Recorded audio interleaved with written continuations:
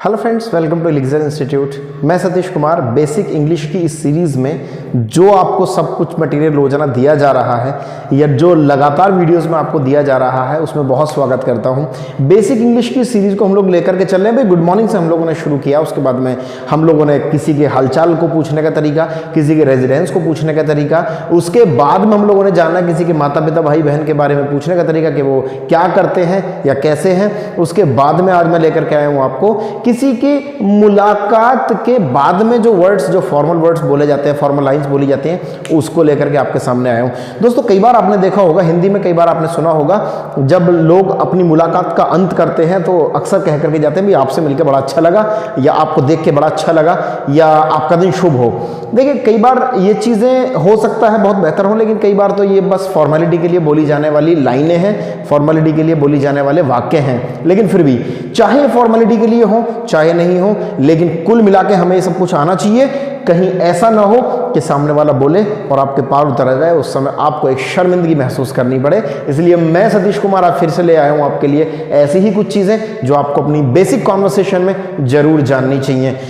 आज का सबसे पहला लाइन हमारे पास है, नाइस मीटिंग टू यू। कई बार आप फॉर्मल वर्ड्स बोलते समय ऐसी चीज़ों का इस्तेमाल करते हैं हिंदी में भी कि भाई आपसे मिलकर अच्छा लगा।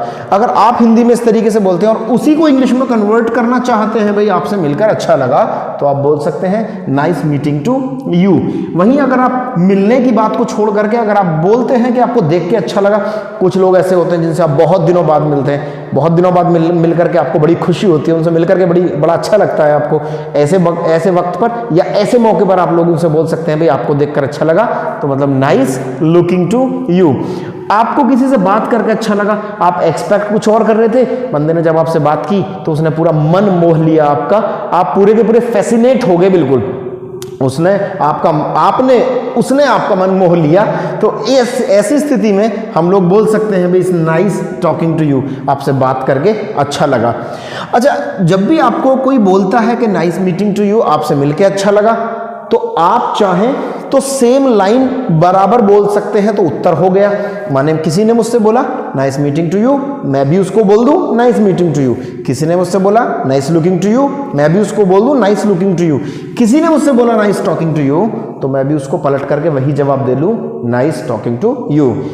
कहने का मेरा मतलब वेरी सिंपल है कि अगर आपको नाइस मीटिंग टू यू बोला जाता है तो वैसा ही पलट करके उत्तर दे दीजिएगा, लुकिंग टू यू बोला जाता है तो पलट करके उत्तर वही दे दीजिएगा, और टॉकिंग टू यू बोला जाता है तो आप पलट करके वही जवाब दे सकते हैं। लेकिन अगर आप चाहें कि किसी दूसरे तरीके से उत्तर देना है तो आप इनको पलट करके ना बोल करके आप बोल सकते हैं सेम हियर,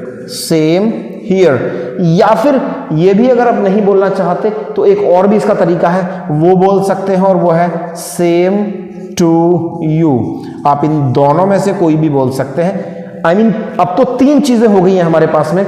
जैसा सामने वाले ने बोला वैसा ही हम पलट करके बोल दें तो भी चलेगा, जैसा सामने वाले ने बोला उसके अलावा हम सेम हियर बोल दें तो भी चलेगा।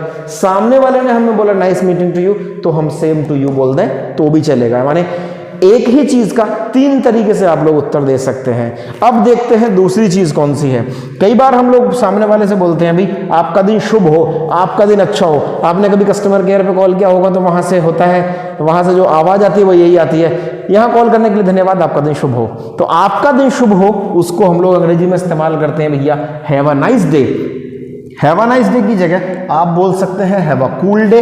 देखिए, कूल का मतलब यहाँ ठंडे से नहीं है, और कूल का जो मतलब होता है वो अच्छा भी होता है। इसका मतलब है अगर आप किसी को बोलना चाहें आपका दिन अच्छा हो तो हैव अ नाइस डे, आप किसी को बोलना चाहें आपका दिन अच्छा हो तो आप ये भी बोल सकते हैं हैव अ कूल डे। आप बोलना चाहें आपका दिन अच्छा हो, शुभ हो, तो इनमें से कोई भी इस्तेमाल कर सकते हैं, चाहे हैव अ नाइस डे हो, चाहे हैव अ कूल डे हो, चाहे हैव अ वेल डे बोल सकते हैं, चाहे हैव अ परफेक्ट डे बोल सकते हैं, चाहे तो आप हैव अ वंडरफुल डे भी बोल सकते हैं। इन सभी का मतलब एक ही निकल करके आता है, और वो है आपका दिन शुभ हो, आपका दिन अच्छा हो, आपका दिन मंगलमय हो। आप इस तरीके से जब आप क्वेश्चन को आप जिस तरीके से विश करते हैं किसी सामने वाले के प्रति अपना जो संवेदना है या जो चीज़ें हैं वो दिखाते हैं, जो गहराई है, जो फीलिंग्स हैं वो दिखाते हैं, उसके बाद में आप उत्तर में चाहें तो बिल्कुल वैसा ही बोल सकते हैं जैसा सामने वाले ने आपको बोला है। किसी ने आपको बोला हैव अ नाइस डे, आप भी बोल दीजिएगा हैव अ नाइस डे। किसी ने बोला आपको हैव अ कूल डे, आप भी बोल दीजिएगा हैव अ कूल डे।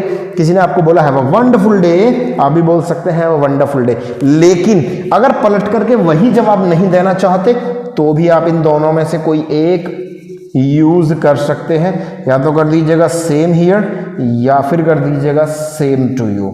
इन दोनों में से जो आपको बेहतर लगता है आप उसका इस्तेमाल कर सकते हैं। ये रहा बेसिक कॉन्वर्सेशन, जहां पहले की वीडियोस में मैंने आपको बताया मुलाकात करना, उसका समय, उसके बाद में नाम पूछना, नाम बताना, रेजिडेंस पूछना, रेजिडेंस बताना, उसके बाद में हम लोगों के परिवार के बारे में थोड़ा सा पूछना। और आज मैंने ये बेसिक कॉन्वर्सेशन का अंत आपके सामने कर दिया है, ये कह करके कि आपका दिन शुभ हो या आपसे बात करके अच्छा लगा।